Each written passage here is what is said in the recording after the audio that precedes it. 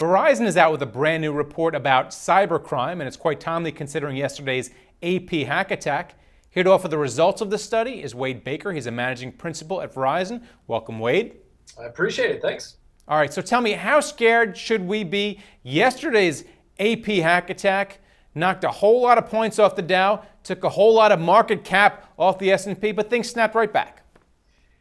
Yeah, it's one of those things. We see these new attacks come up all the time. It's almost interesting to see how connected we are in the world today, where something, an attack like that really we should have thought about, we should have been prepared for, can make a sudden change. And really we see that a lot, from denial of service attacks to data theft to espionage to just straight out cybercrime and payment card fraud and all of these things. Just the churn of the online criminal world is pretty amazing in some cases. According to your report, 75% of these cyber attacks are financially motivated. Should we be surprised by that?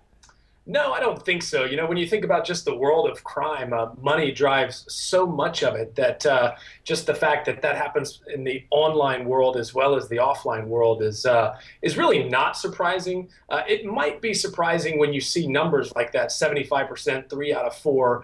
In fact, the other way, what about that other 25%? If people aren't going for money, what in the world do they care about? I want to talk about this Twitter attack a little bit more, then we'll talk about banks and how people can protect themselves.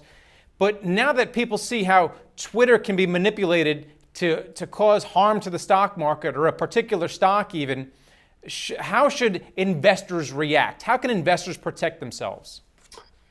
Well, I think we have to think about all of these online resources and how they're connected, right? So a tactic that's been around quite a long time is attacking a company's external website in order to embarrass them or cause disruption, interrupt service to their customers. So in a sense, attacking someone's Twitter handle is an extension of that. Now, when you start attacking handles that everybody is watching and everybody's getting their news from that, of course, you have that trickle-down effect that can really cause those waves to ripple through the community really quickly. So one is just figuring out how do we deal with the split-second reaction times that we're dealing with in the community today. And I'm sorry, I don't really have an exact answer for that because it's something we all have to evaluate and try to come up with something. But it really did demonstrate to us, to the technical community, to the financial community, that these technical attacks, these cyber crimes, can have a very quick and very serious effect on markets and other things.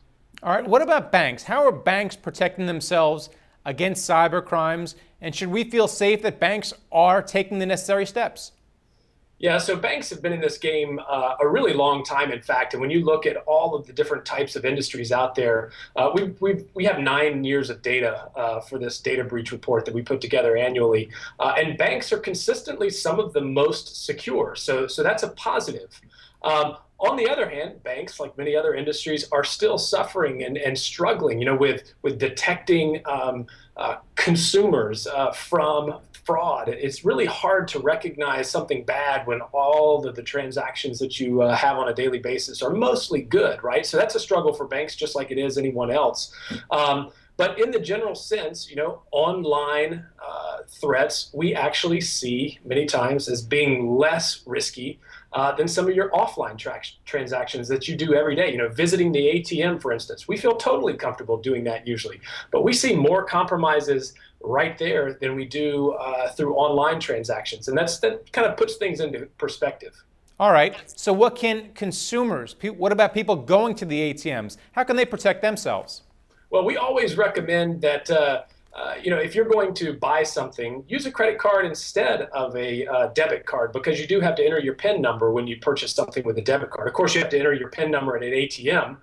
So if you're standing at the ATM, I always give it a little jiggle just to make sure that ATM has not been tampered with, because that's the strategy that the criminals take. They will place a fake molding over the ATM interface that captures your card when you go there. So just being aware of the techniques that are out there that the fraudsters are using is one step.